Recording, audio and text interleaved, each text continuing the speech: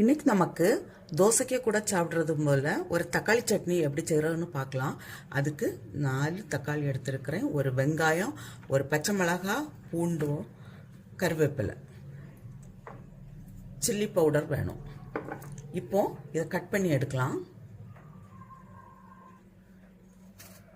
தக்காளி கட் பண்ணும்போது நம்ம இந்த பாகத்தை எடுத்து மாற்றிடணும். எதுக்குன்னா நம்ம இந்த தோல் எடுக்கிறதுக்கு ஈஸியாக இருக்கும், அதுக்காக தான்.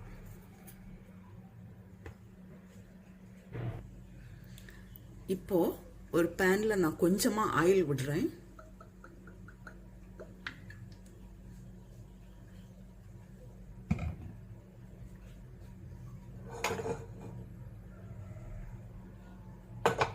தக்காளி எல்லாம் இது போல வச்சு கொடுக்கலாம்.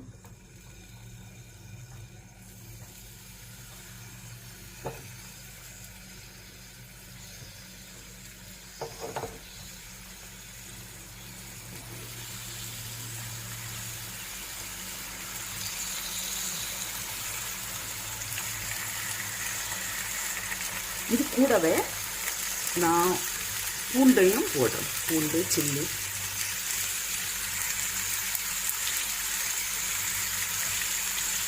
வெங்காயமும் போடுறோம்.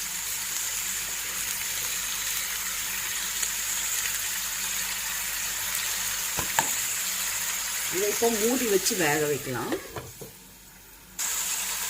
கருவேப்பிலையும் இப்போ கூடவே போடலாம்.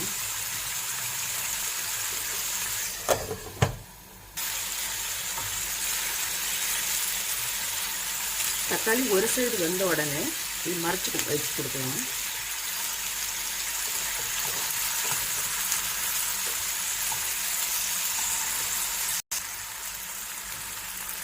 இப்போ இந்த தக்காளியுடைய தோல் எல்லாம் எடுத்துடலாம். இது நம்ம அந்த சென்டரில் கட் பண்ணனால நமக்கு ஈஸியாக தோல் எல்லாம் எடுக்க வருது.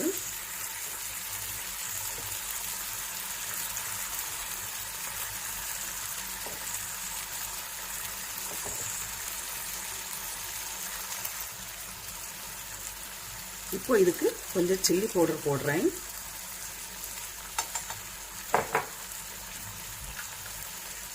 சால்ட்,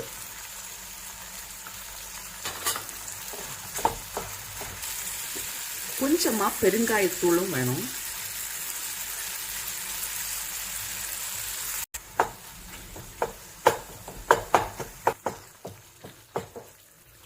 இப்போ இதுல கொஞ்சமா நான் கொத்தமல்லி இலை சேர்க்கிறேன்.